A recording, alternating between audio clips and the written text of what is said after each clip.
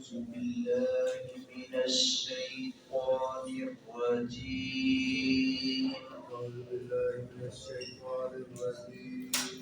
بسم الله الرحمن الرحيم.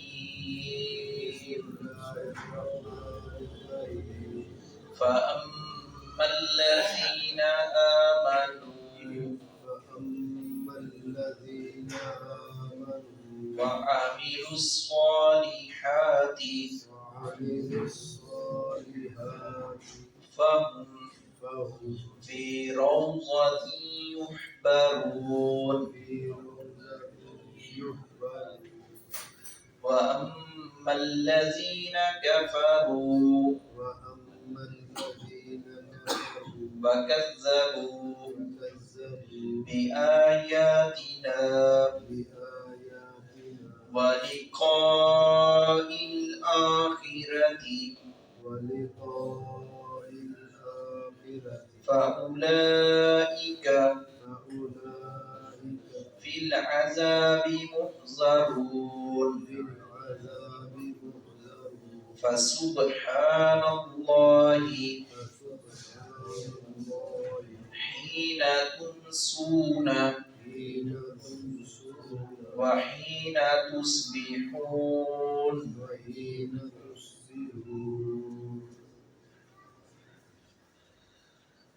اللہ رب العزت نے اہل ایمان اور اہل ایمان جو صالح اعمال کرنے والے ہیں ان کی بھی جگہ جگہ فضیلت اہمیت بیان کی ہے، ان کے انعامات کا اور تقریب کا تذکرہ کیا ہے گزشتہ آیات میں بھی، اور ضمناً بیچ میں یہ بھی آیت آ گئی ہے کہ اہل ایمان کا، اس سے پہلے بھی منکرین کا، اس سے کے بعد بھی اللہ رب العزت نے منکرین کا تذکرہ کیا ہے اور ان کے انجام کو بیان کیا ہے کہ ان کا انجام بڑا خطرناک ہوگا، وہ ذلیل اور رسوا کن عذاب میں مبتلا کیے جائیں گے جو اللہ رب العزت کے اپنا ملاقات، اللہ رب العزت کی ملاقات کا انکار کرتے ہیں، آخرت کے دن پر ایمان و یقین نہیں رکھتے، انبیاء کرام کی تکذیب اور اللہ رب العزت کی آیات کا استہزاء اور مذاق اڑاتے ہیں، کہ ان کا انجام اللہ رب العزت نے بیان فرمایا کہ وہ جہنم کی دہکتی ہوئی آگ میں ڈالے جائیں گے۔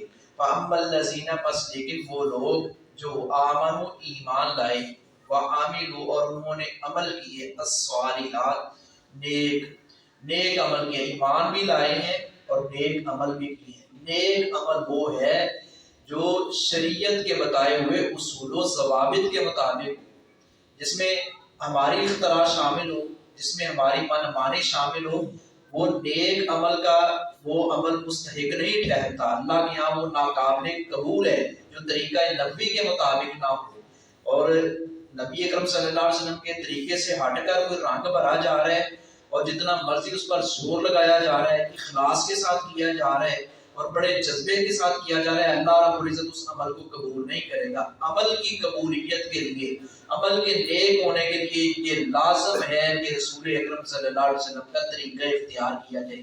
اور بھی بڑے طور ادوار اور طریقے ہیں عبادت کے، لیکن وہ ناقابل قبول ٹھہریں گے۔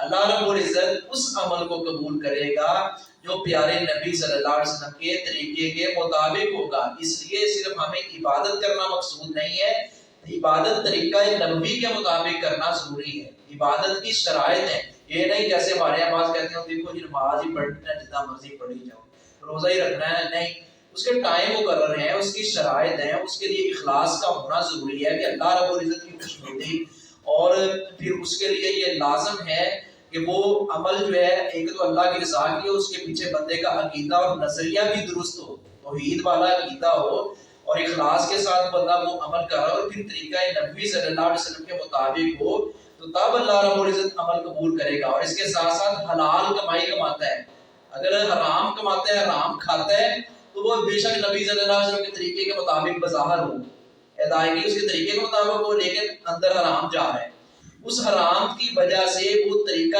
نبوی بھی قبول نہیں کیا جائے گا۔ یہ شرائط ہیں بنیادی عبادت کی، کم سے کم ان 4 شرائط کا پورا ہونا ضروری ہے۔ تو عمل وہ نیک ہے جو یہ اپنا نبی صلی اللہ علیہ وسلم کے طریقے کے مطابق اور شریعت کے دیے ہوئے قواعد و ضوابط کے مطابق ہو۔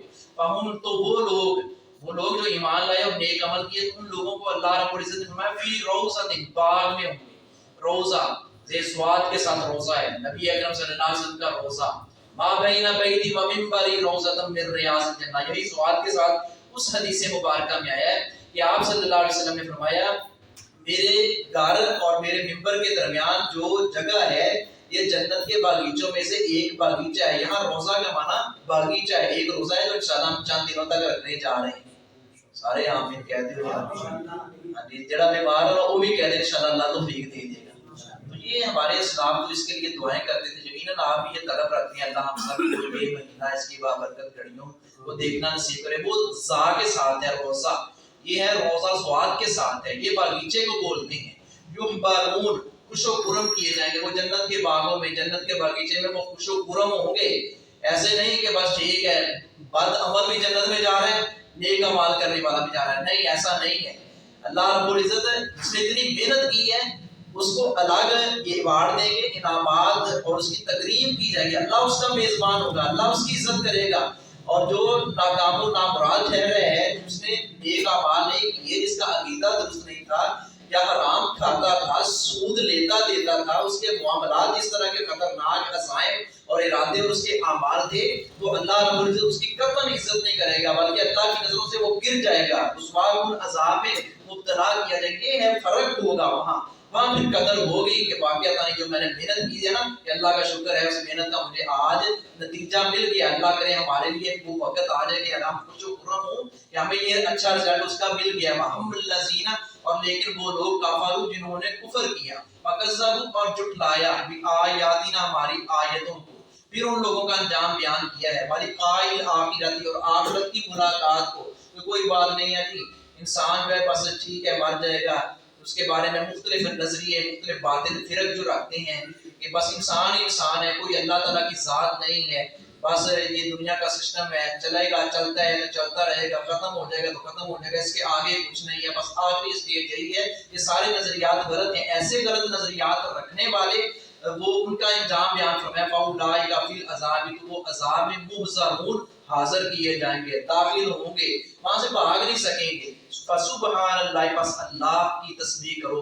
ہم اہل ایمان کو، اہل اسلام کو اللہ رب العزت ترغیب دلا رہے ہیں کہ تم اللہ کی تسبیح کرو. ہینا تم سونا، جب تم شام کرتے ہو، وہینا تسبیحون، اور جب تم صبح کرتے ہو.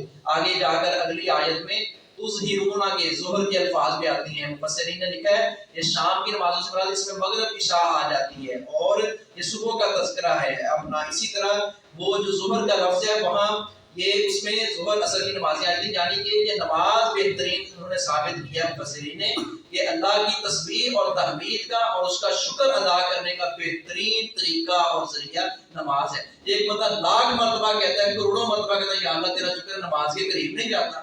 تو سچی بات ہے اللہ کے یہاں اس کا مقام جو ہے نا، جو نمازی ہے اور نماز دل لگی سے پڑھتا ہے، اللہ ہمیں بھی ایسا بنا دے. وما علیہ